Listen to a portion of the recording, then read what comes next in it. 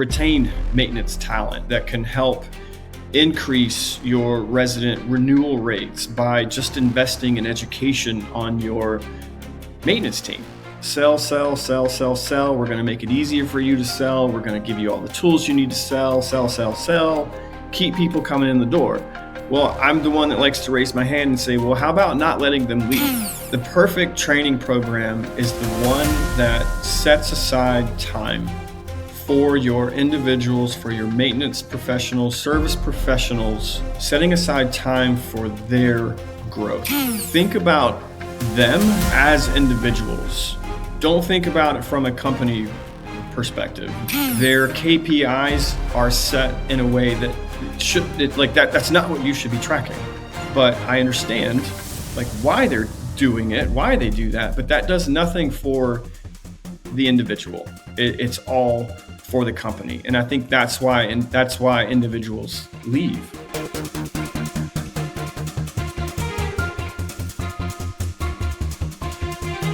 Hey Mark, great to have you. Welcome back to the Masters of Maintenance.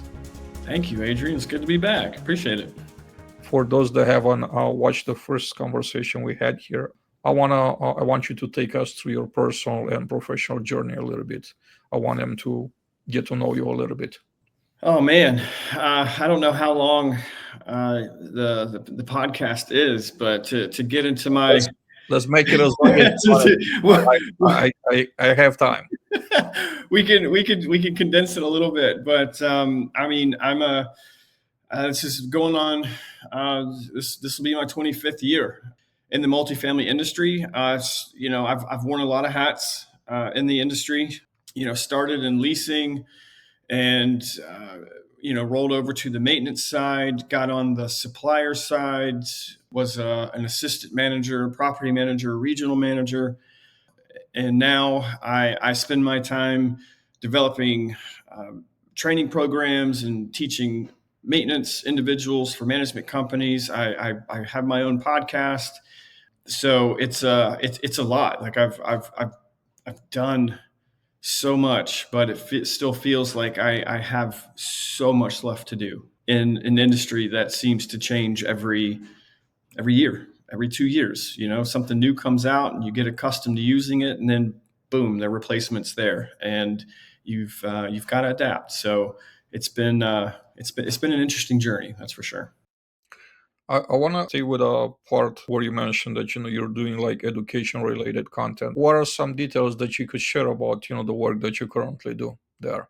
Yeah, so a lot of through the podcast Multifamily Mixtape, I have several management companies who've reached out and say, hey, we have a need for a very specific training. What can you do? So I'll go and consult with them, for them, spend some time with their company to learn, some procedures, some policies that may need tweaking, and then putting together some education programs and plans that would help benefit the company as a whole. I think maintenance is my passion. It's what drives me.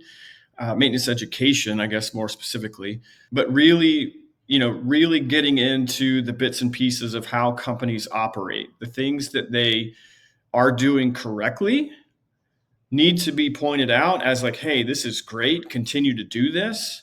But there are a few small tweaks that could be done that could help retain maintenance talent, that can help increase your resident renewal rates by just investing in education on your maintenance team. I think there's all sorts of great technologies that are coming out that are amazing, wonderful things for leasing and AI and all of this stuff. But it seems like it's all driven towards sales. Sell, sell, sell, sell, sell. We're going to make it easier for you to sell. We're going to give you all the tools you need to sell, sell, sell, sell. Keep people coming in the door.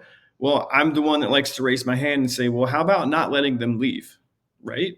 Let's invest in that, and really pointing out that there is a difference. And it is something that I think a lot of people, a lot of companies might overlook. So I'm just one person providing an opinion, But I do enjoy creating training programs and helping management companies grow and change their perception on maintenance. I wonder what inspired you to just kind of stick with maintenance. You've done management, you've done supplier partners. A lot of people enjoy doing those, right? You seem like you had your mind made up on staying with maintenance and, now serving a higher purpose because, educating others, it's, you have to have the calling for it, the talent for it. And you also have to have the heart for it. It's not an easy thing, especially when we have to look at industry turnover rates, people like, going through this, like, recycling to this revolving door that you put your heart and soul in it. And then when you start seeing progress, a person leaves and you start over again. So what made you decide that this is the thing for you? This is what you want to do?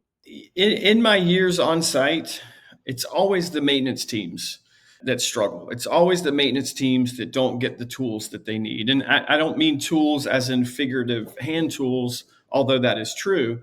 It's also the training and the development and the growth needed in maintenance. And so, I took, I'm going to be very blunt here, but maintenance is not sexy. Maintenance does not sell.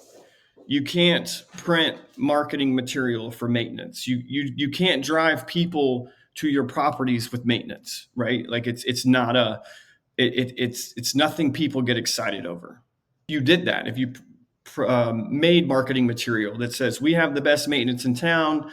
Da da da da da da. I think all people are going to see or hear is okay. So I'm going to need to call maintenance a lot. Maybe that's a bad thing. Maybe I wouldn't choose your property over the one that has all of these amenities and all of these things that I like. So I stick with maintenance because I just don't feel like they get the tools and the gratitude and the attention that they need and they deserve. So I'm just one person, but there are a ton of people like you, Adrian, and like other individuals, friends of ours, who are out there trying to get maintenance to the same level, maybe, as some of the other opportunities that there are in the multifamily industry. I think in a larger context, if we package maintenance as service, Mhm. I think that people resonate with that. Sure. We're a very service-driven society Yeah. in an era where Amazon and Uber are dominating. And I think when you think about these two companies, you're thinking service and convenience, right? Associating maintenance with service, which it actually is a service, right? Is not lying. Just packaging the message that way could actually make it sexy again. Right. Right. I mean, absolutely correct. I love how the industry titles are changing from, maintenance supervisor, maintenance tech, maintenance whatever. It's service supervisor, service tech, service professional. So I think the industry has made some wording changes on personal titles for their company to make it seem a little bit like that, but maintenance does provide a service. We are in the service industry, but maintenance is one of the least sought. I would say sought after, but there aren't. I'm going to start using the word service for the rest of the podcast, but there aren't great service training platforms out there. I mean, even our own NAA, love NAA. They serve a purpose. I go to the conferences. I'm a huge fan. I'm on several committees. So trust me, I'm not bad mouthing NAA, but even some of the services that they provide, the designations that they provide, the education opportunities that they provide are geared toward office, leasing, owner, regional, investor, blah blah blah blah. And there aren't many opportunities for service. This brings me to a thought and a question at the same time. What would a ideal learning platform for maintenance look like to you? I had to agree that focus, like service doesn't tend to be like same level of focus, same level of intensity as the caps, the cam, the other designations. I think that's actually like a an entire subject for an entire Right. podcast episode Right. to dig very deep into whys and opportunities to overcome. I know that lately I heard that efforts being made into making the KMT program more than what it is, and I'm Mhm. excited to hear about Yeah. the changes and to see them happening. But back to the question, what would an ideal learning platform for service personnel, for service professionals look like to you? The ideal service learning platform, first off, there needs to be one.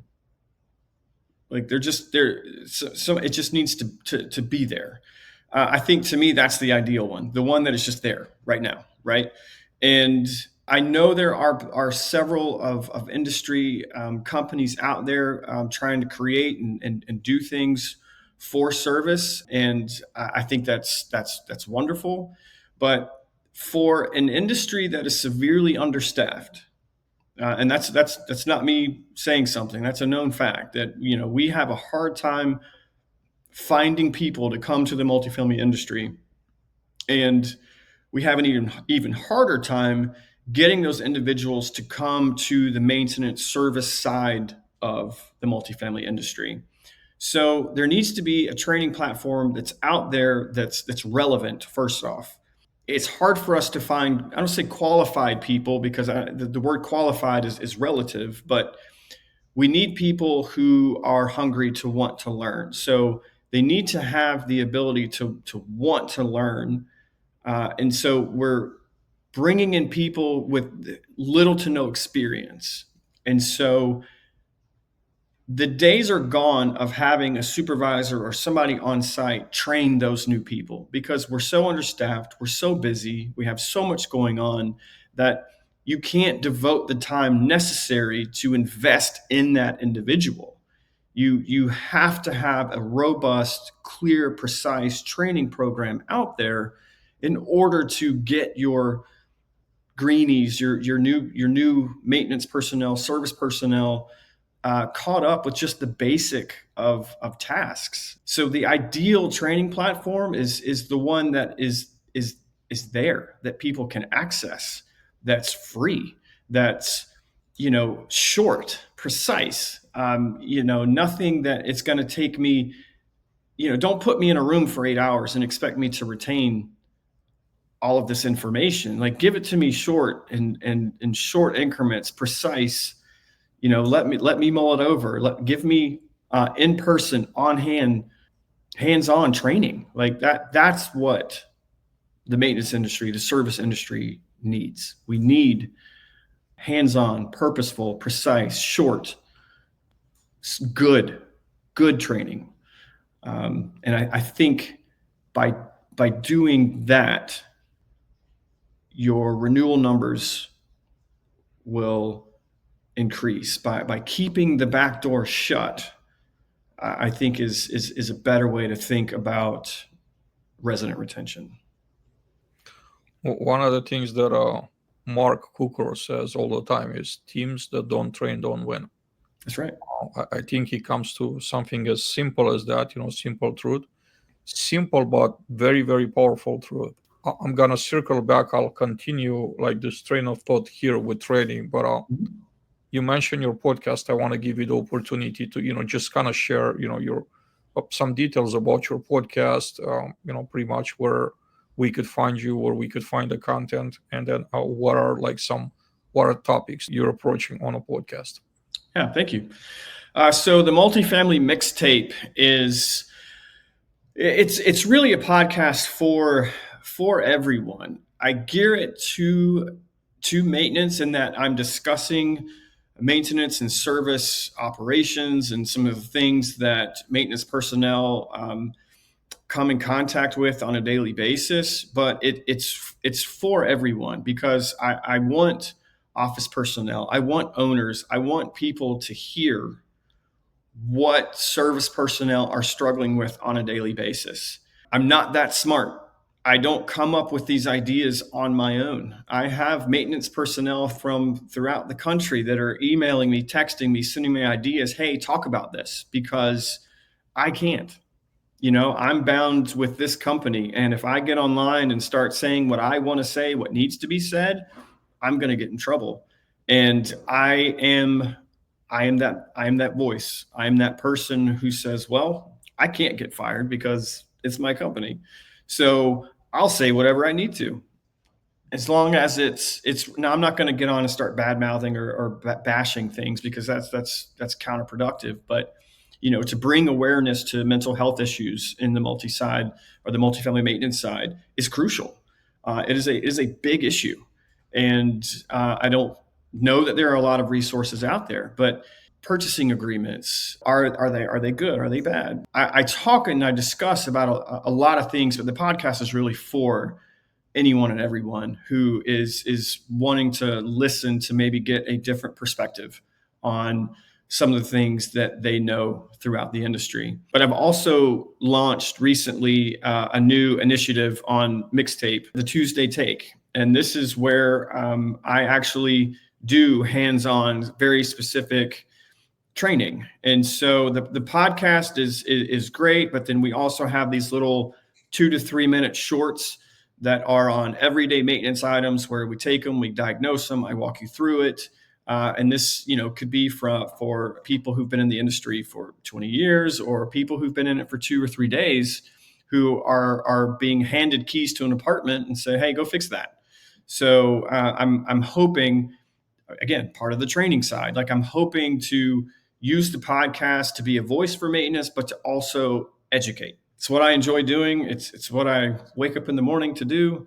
And I've had a really, really good time with it. And I've had, for the short period of time my podcast has been out, I've had some pretty good response, some pretty good feedback. So I'm going to keep going. And now a word from Dean Fungawing, founder and CEO, Kairos.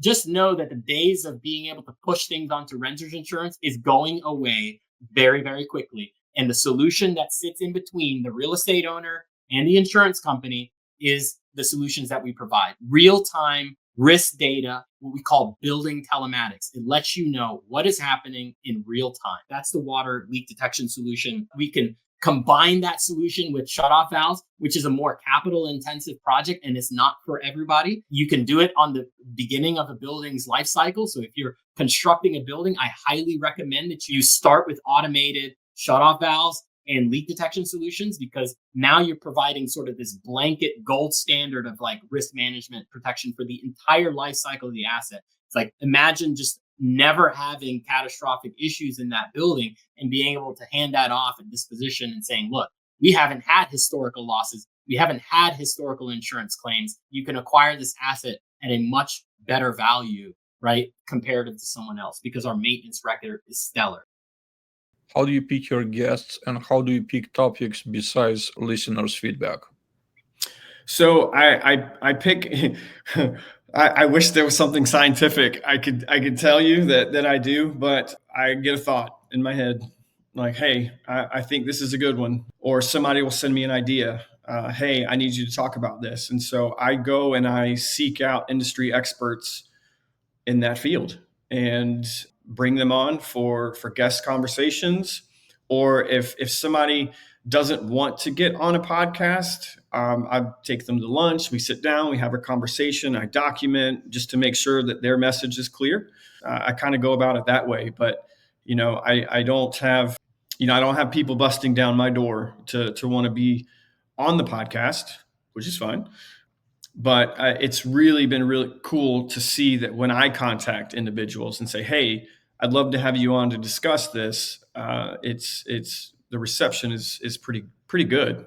So I'm excited about the direction Mixtape is going to go. And maybe I can get on to where we have some submission forms and we can have more guests on a routine basis. But for now, I just sort of wing it. I throw everything at the wall, and whatever sticks. You just go from there. What's the easy way for someone that is interested in being a guest on a podcast for them to get a hold of you? Oh man, so I have a website. Yeah, I do actually have a website, multifamilymixtape.com. And there is a submission form. There's a question on there. Want to be a guest? And just fill out the form, and I'll get an email, and I'll touch base with you, schedule a meeting similar to what we're doing, and just kind of talk and see what you want to discuss, and then we'll build it from there. But really, go to the website, multifamilymixtape.com, or you can email me, mark@multifamilymixtape.com.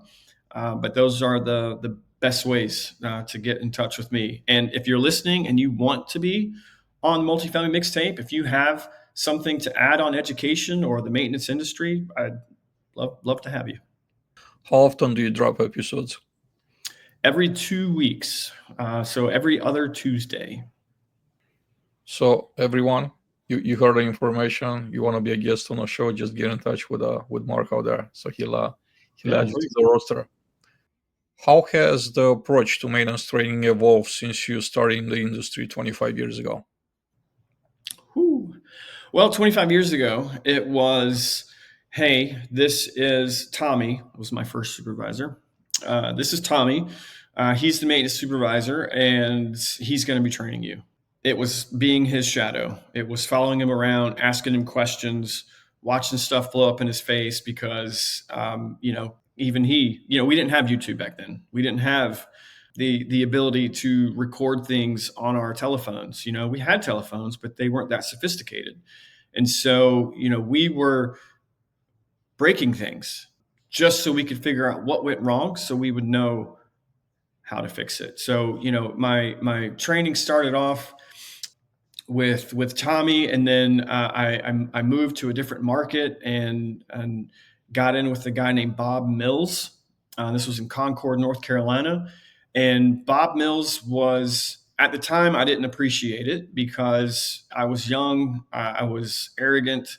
Bob was that unicorn. Bob was that guy in the industry that has forgotten more than I'll ever know. He took me under his wing and he would let stuff blow up in my face, and he'd say, okay, what'd you do wrong?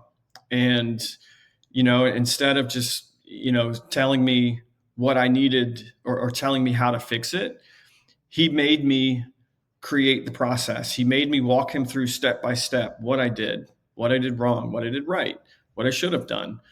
Just invested what I consider the proper way to do things, and he instilled that in me. And it was him or someone around that time. And I've had this saying in my head that I've carried with me for years and years and years. And I mention it every time I teach and I train, but it's the saying, if you don't have time to do it right, when will you have time to do it again? That saying has stuck with me for 20 plus years, because if you get into a rush and you do something wrong just to get by, just to get through the next one, because you didn't have the amount of time, well, you're going to have to go back to that.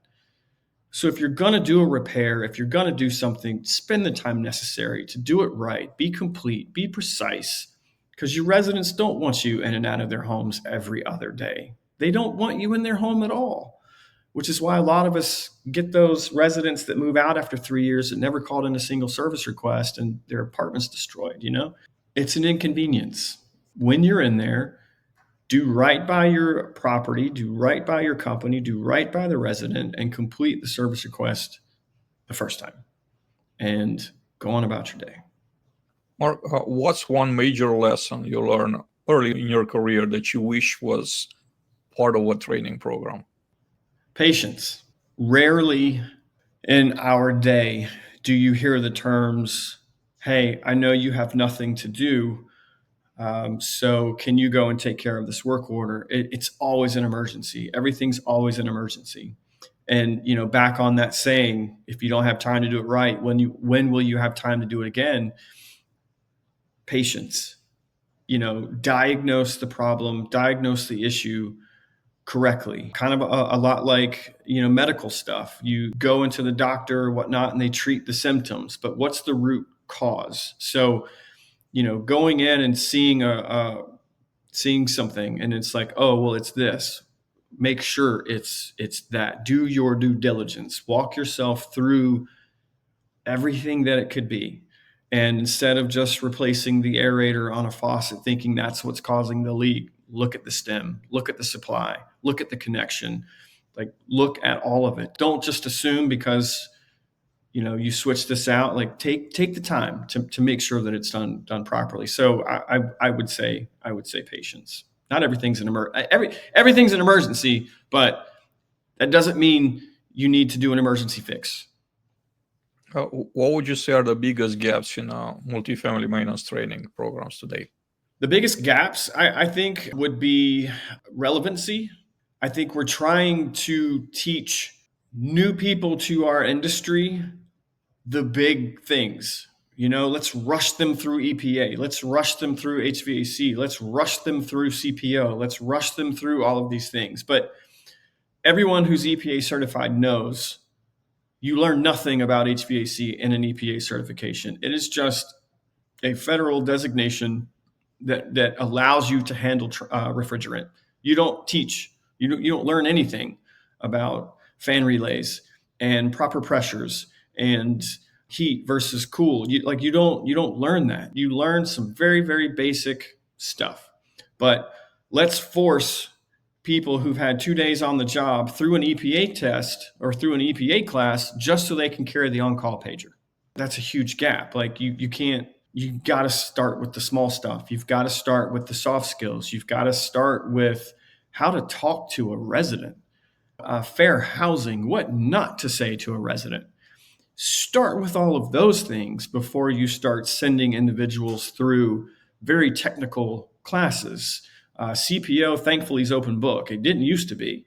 In fact, in the state of South Carolina, you used to have to go to Columbia and sit in a windowless room and take your shoes off and leave your phone in a box and take your CPO test. Now it's all open book. The gap is we're rushing people. We're rushing people through because we need them certified. We need them to be able to take the on-call. We need them to. No, you don't.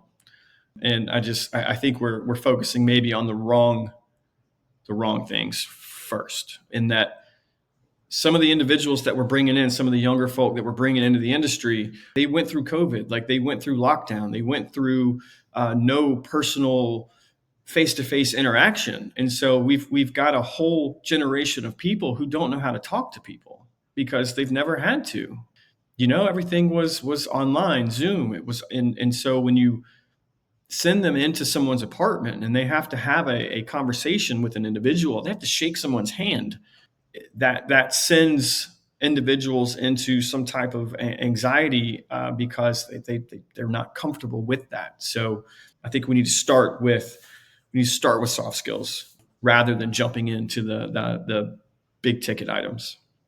And now a word from Sean Landsberg, co-founder, AppWork. The ideal experience from an end user perspective is the Uber experience. What I mean by that is that you put the app in the hands of anyone with know how to video, they should be able to figure it out and order an Uber. How is that AppWork providing that type of Uber experience for maintenance? We've done a lot of research, behind each and every end user of the product, whether it's your property manager, your leasing agent, your regional manager, your maintenance supervisor, and your maintenance technician. And we did a lot of research behind them. And for example, the app is used by maintenance supervisors and maintenance technicians. So we have to build a profile around them, right? Who they are, how they think, how they're going to interact with the app. And we had to design it in a way that requires little to no training. Like you said, we used Uber as our model.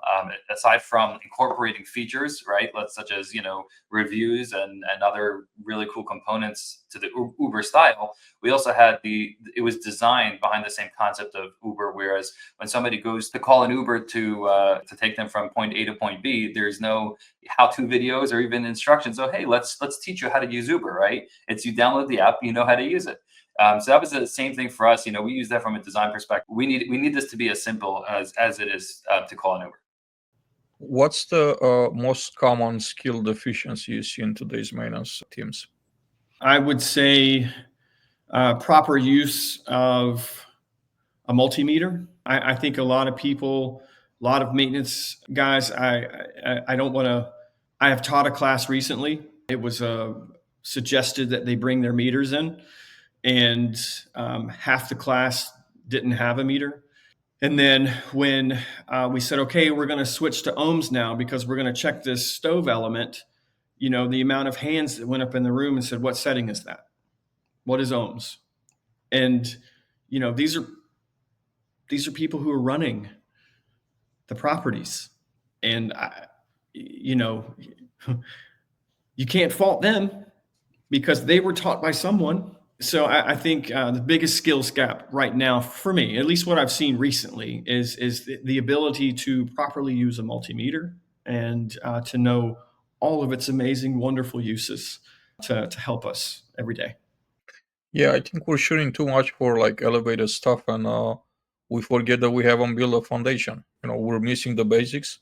We expect to build grandiose companies and organizations and maintenance teams, and you can't really build anything on sand.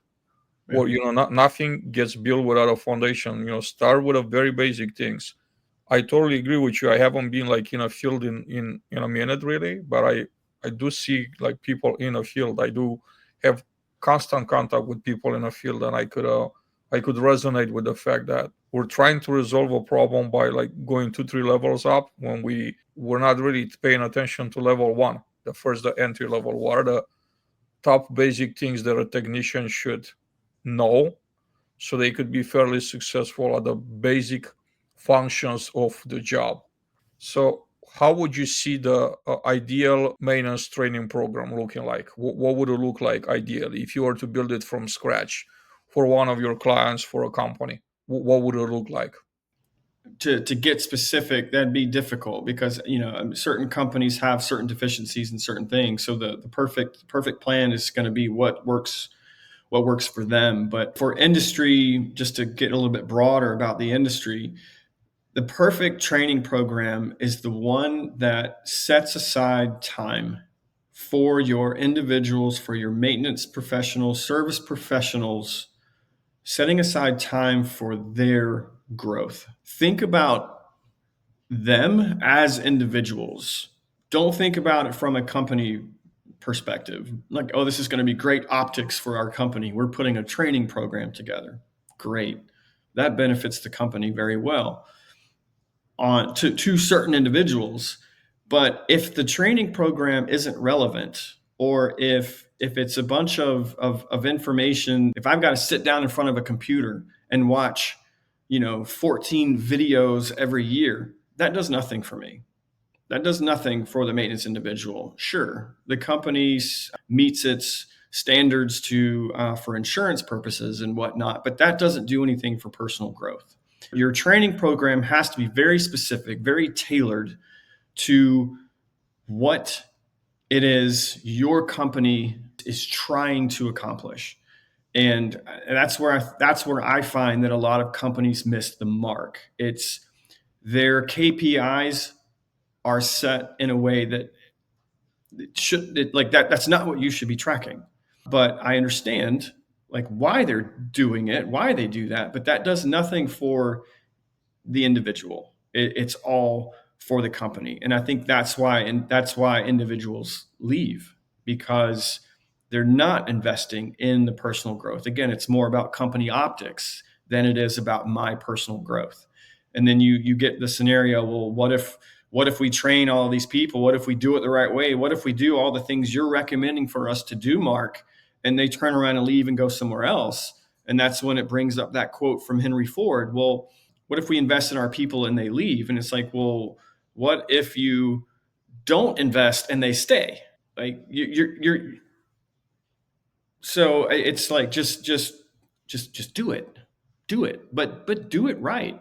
What's really great is, and funny for me, it's a lot of times when I meet with these CEOs and I talk to these individuals, it's like, okay, how did you come up with this training program? And it's like, oh, well, our regional manager and our sat in a room and they thought about it. I'm like, okay, did any of you ask your on-site personnel, your on-site maintenance, the people who are currently working for you doing this job, what they think?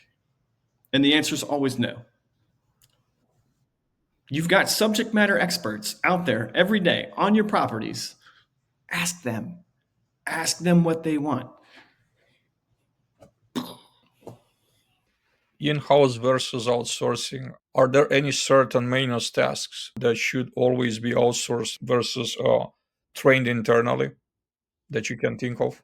Always no, because I do know of several companies that send various positions to receive certain certifications in order to do like their own backflow testing and certain things. When it comes to life safety, you need to be very precautious about what you're doing. Call reputable companies for life safety type things. Major plumbing, supplies to buildings, sewer pipe crush. Certain parts of our country that deal with asphalt more frequently or deal with certain things more frequently, they may be trained, they may have the tools necessary. I went to a property in Long Island, New York, and the maintenance team had their own skid steer. Like that like I said, wait, what? You don't rent that? That's yours? You own that? The property owns that? I'm like, yeah, we clear parking lots, we dig ditches, we oh my God, that's phenomenal. So it depends on what part of the country you're in. Texas, with their placidic sand, their buildings move throughout a year. So a lot of their plumbing leaks and plumbing issues out in Texas are due to buildings are built on. Their supplies have to be installed a certain way. So I mean, I think there's always something you can learn. You can always be certified in. And I'm a huge fan of education, but if I don't know and I can't fix it, I'm calling somebody. And that's always a recommendation. It's if it's too big for your staff, if your staff's too overworked, if it's life safety, call a pro. Call somebody who's got the time to do it and do it right. Because again, we don't want to half fix anything. Mark, what do you see as the biggest shift coming in multifamily maintenance trading over the next 5 years? The biggest shift, I know there are lots of amazing AI platforms. I know that AI it's not coming. It's definitely here. It's definitely taking over a lot of things that could remove like human error. But what I see is, as much as there's a push for AI, I see companies using that for, oh, I need to create a training program. Let me go on ChatGPT and say, hey, create me a maintenance training program. Well, that's great. All you did was source the internet or the information that's available on the internet. You didn't do anything that's specific to your company, your property. Maintenance programs can be different by company. They definitely need to be different by property. But what I see is I see people using AI to help them create programs. But again, and I think AI is great. I use it quite frequently, but it needs to be specific. And what I don't want to see happen is people using AI to create these programs, but not getting down to the purposeful nuts and bolts of what's needed. You're just getting a general program. So, but it's not specialized to what I need it to be. It's those fundamentals that we talked about earlier. I don't want to see AI take over the training platform because I don't think that it will get as specific as you necessarily may need it to be. And it needs to be regional. There's various, like I talked about Texas and Long Island and like all these different environmental challenges and opportunities that we're faced with. Training programs, 80% of it can be universal, but that other 20% needs to be very specific. And I don't think AI can quite get there yet. I see the shift going towards AI, but I don't want it to. I want it to be very personal. And I don't know that you can get there with AI yet. I think we'll see a collaboration between artificial intelligence and humans too. Yeah. You still gonna need some human touches, or at least for the time being. Yeah. I'm not seeing the large learning models becoming like as perfect to mimic a human touch perfectly. So maybe that's just around the corner, or maybe it's just technology that's being produced as we speak. It's kind of hard to tell. Things are moving at a very high pace. Yeah, and I from what I've seen and what I've read on, again, they're amazing. Oh man, AI is so cool. It's scary, some of the stuff that it can do, but I think it needs to be used as a tool, not a replacement. And I think a lot of the programs that are out there are being sold as replacements. And so we're replacing jobs with AI. We're replacing positions. We're replacing certain things with AI. And I think it's just meant to be a tool to help with the fact that our industry is understaffed. Again, there's a purpose out there, and I use it. I do, but I just don't think we're there yet on the training side of things. But what's one thing that every operator should start doing today to improve their maintenance training programs? if you don't have one, create one. If you do have one, check it for relevancy. Make sure that it's right and you're not just wasting your team's time, because we are understaffed. We are overworked. Every company has a mission statement, right? And if that training program is not progressing that mission statement, empowering your workers, your staff, your team members to work that mission statement, then it should be looked at. Mark, thanks so much for coming back on the show. Any final thoughts? No, I appreciate you having me on, Adrian. I appreciate everything you do for the multifamily maintenance side of our industry.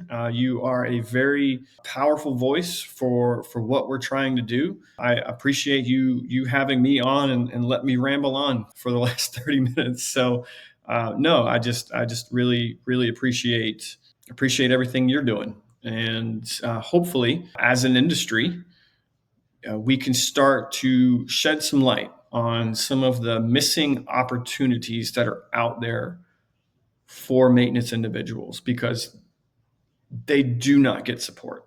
They don't. There are companies out there who do a phenomenal job, and to those companies, thank you. But the vast majority of maintenance in our industry have zero support. What I try to do, what you're doing, what other Paul Rhodes, Chris Karamanica, Scott Ployer, Mark Kukro, all these other individuals are doing. We're trying to be that voice and to help maintenance get the recognition that it needs and it deserves. Thank you for your kind words, Mark. Thank you for everything you do as well to advance the maintenance cost of the industry. Let's continue the conversation. Let's get you back here a few months down the road, because these conversations are like vital. They're super important for the entire industry to advance.